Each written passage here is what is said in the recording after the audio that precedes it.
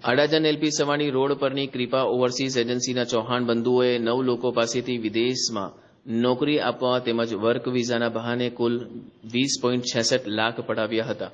અડાજણ પોલીસે ગુનો નોંધી તપાસ હાથ ધરી એકની ધરપકડ કરી છે.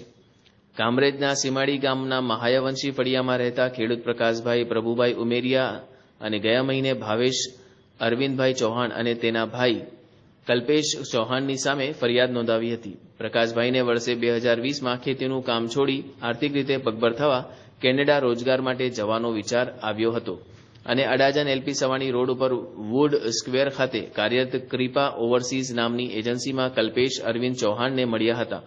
તેઓએ પ્રકાશભાઈ પાસે વિદેશમાં નોકરી આપવાના તેમજ વર્ક વિઝા કરાવી આપવાના બહાને રૂપિયા 6.86 લાખ પડાવ્યા હતા અને જૂન જુલાઈ 2023માં વિઝા આવી જશે એવી વાત કરી હતી. જો કે વિઝા નહીં મળતા પ્રકાશભાઈએ તેમને ચૂકવેલા રૂપિયાની પરત માંગણી કરતા શરૂઆતમાં પૈસા પરત આપી દેવાની વાત કરી હતી.